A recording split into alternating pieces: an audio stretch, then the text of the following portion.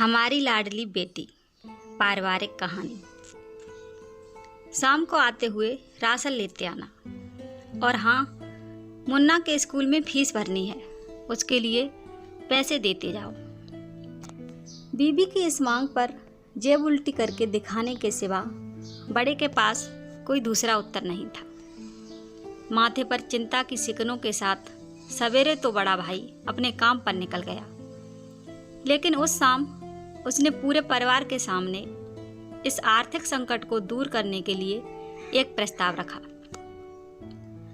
क्यों न हम उस प्लॉट को बेच दें जिसे बाबूजी ने लक्ष्मी को शादी में देने के लिए खरीदा था। बेटी को दी हुई चीज वापस नहीं मांगते, पाप लगता है। लक्ष्मी का जन्म होते ही घर खुशियों से भर गया था। तभी तुम्हारे बाप ने ये तय कर लिया था कि ये प्लॉट लक्ष्मी का है, जो उसे उसकी शादी में दे दिया जाएगा। माँ ने अपना विरोध जताते हुए कहा, बेटी, वो बेटी जो प्रेम विवाह कर घर की इज्जत को खाक में मिला गई और पिताजी की अंतिम यात्रा में भी न शामिल हुई।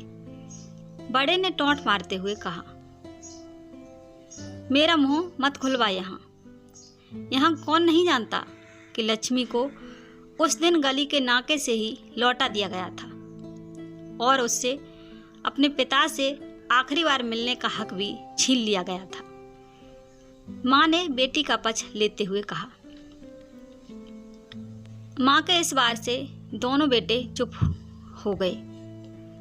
ना बड़ा बेटा कुछ बोल पाया, ना छोटे बेटे के मुंह से कोई शब्द फूटा।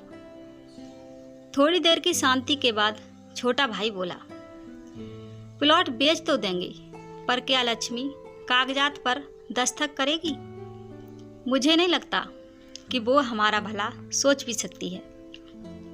आखिर है तो औरत जात, पुरुषों की परिस्थितियां कैसे समझ पाएगी? काफी वाद विवाद और सोच विचार के बाद सब इस बात पर सहमत हुए और पड़ोस के मोहल्ले की लक्ष्मी की दोस्त को बोलकर लक्ष्मी को घर आने का न्योता दे दिया गया। अगले दिन सुबह से गली के नाके पर खेल रहे बड़े भाई के लड़के की बुआ आ गई की आवाज़ सुन घर वाले चौकन्ने हो गए।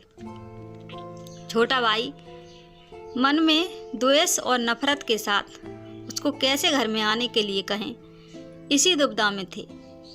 वो कहते हैं ना, जरूरत के वक्त गधे को भी बाप बनाना पड़ता है। उसी कहावत के हिसाब से दोनों भाई बहन से बात करने के लिए तैयार हुए। दरवाजे पर जब बेटी और दामाद ने पूरे 7 साल बाद कदम रखा तो माँ की आंखें भर आईं और दोनों को बड़े प्यार से घर के अंदर लेकर आई। बेटी और दामाद भी माँ का इतना स्नेह देखकर भाव विभोर हो गए। शाम को साथ में बैठे बेटी दोनों बेटों और दामाद के आगे हिचकिचाते हुए माँ ने ही प्लॉट का मुद्दा उठाया। लक्ष्मी को थोड़ा अंदेशा था कि कोई बड़ी बात होगी। लक्ष्मी उसी दिन से ये सोच रही थी कि ऐसी क्या बात हो सकती है कि जो खड़ूस भाई उससे बाप का मुंह भी दिखाने के खिलाफ थे, वो अचानक इतने कैसे पिघल गए। लेकिन अब उसको सारी बात समझ में आ गई। लक्ष्मी ने तिरछी नजर से पति की तरफ देखा तो वो बोल पड़ा, देखिए माँ जी, शादी से पहले जो कुछ आपका था वो आपका ही रहेगा। ना उस पर मेरा या लक्ष्मी का कोई हक था, ना है, नहीं भविष्य में हम मांगेंगे। इसीलिए आप निश्चिंत होकर उस प्लॉट के साथ जो करना है कीजिए। आप जहाँ कहेंगे हम वहाँ साइन कर देंगे। सुबह से अपने जीजा से नजरें चुरा रहे दोनों भाइयों ने अब अपने जीजा को अच्छे से देखा। सुबह प्लॉट के कागजात पर बहन के दस्तखत लेकर काम खत्म किया जाए, यह तय हुआ। सब इस मीटिंग को खत्म कर उठ ही रहे थे कि टीवी पर अनाउंसमेंट हुआ कि आने वाले 21 दिनों तक देश में लॉकडाउन लगाया जा रहा है। लक्ष्मी के पति ने फोन पर बात करने के बाद कहा, अब हम क्या करेंगे लक्ष्मी? कल की बस भी रद्द हो गई है और 21 दिनों तक कोई बस नहीं है। हम तो फंस गए। इस खबर से दोनों भाई बहुत निराश हो गए, क्योंकि एक तो उनकी आमदनी कम थी और 2 लोगों का और खाने पीने का बोझा बढ़ गया था। लेकिन माँ अंदर ही अंदर खुश थी, क्योंकि इतने वर्षों बाद घर वापस लौटी बेटी इसी बहाने कुछ दिन आराम से उसके साथ रह पाएगी। दोनों भाई सब्जी और फल बेचा करते थे। कुछ दिनों में ही लॉकडाउन के चलते और कोरोना वायरस के चलते लोगों ने उनसे सब्जियां और फल खरीदने बंद कर दिए। पहले से खराब उनकी आर्थिक स्थिति और ज़्यादा खराब होने लगी और वह मन ही मन लक्ष्मी के कदमों को अशुभ मानने लगे। बहन और जीजाजी से उनकी यह हालत छुपी नहीं थी। लक्ष्मी के कहने पर उसके पति ने दोनों भाइयों की सब्जी और फल की रेहड़ियों पर लोहे की रॉड और जालियां फिट कर दी। बाजार जाकर दोनों के लिए कैप, हाथों के दस्ताने और थोक के भाव से सब्जी और फल खरीद लाए। दोनों की रेहड़ियां अच्छे से तैयार कर फल और सब्जियां ढककर दोनों भाइयों को टोपी और दस्ताने देकर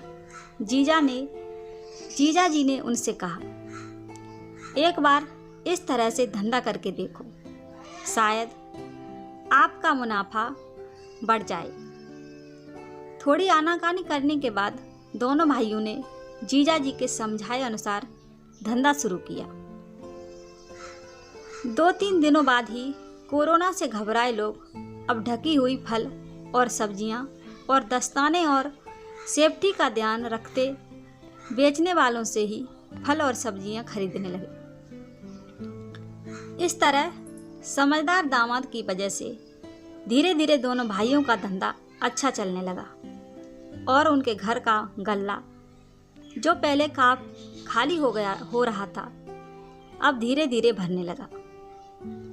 माँ जैसे अपने मरे हुए पति से मन ही मन संवाद साधने लगी, देखो जी, आपकी लक्ष्मी सच में लक्ष्मी है। उसके पांव घर में पड़ते ही घर खुशियों से भर रहा है। दोनों भाइयों ने आंखों में पहले जो गुस्सा था उसकी जगह अब शर्म ने ले ली थी। वह मन ही मन सोचते थे, क्या गलत किया था बहन ने, जो हमने उसके साथ इतना बुरा सलूक किया। शादी ही तो की थी और शादी करने से पहले हमें बताया भी तो था। हम ही थे जो उसे स्वीकार नहीं कर पाए। 21 दिन बाद जब दीदी और जीजाजी प्लॉट के कागज पर साइन करने जाने लगे, तब दोनों भाइयों ने उन्हें रोक लिया और उनकी माफ़ी मांगते हुए वो पेपर्स उन्हें देते हुए बोले, शादी के वक्त हमने आपको कोई तोहफा तो दूर की बात है, आपका हक भी नहीं दिया, लेकिन अब इस प्लॉट को स्वीकार कर हमें प्रायश्चित करने का एक मौका दीजिए। सभी की आंखों में खुशी के आंसू आ गए और माँ ऊपर देखकर बोली, देखो, आपकी लाडली ने आज फिर हमारा घर खुशियों से भर दिया। उम्मीद करती हूँ आपको मेरी ये कहानी पसंद आई होगी। अगर पसंद आई हो तो हमें कमेंट में ज़रूर बताएं। वीडियो को लाइक करें, शेयर करें और हमारे चैनल को सब्सक्राइब करें। कहानी सुनने के लिए धन्यवाद।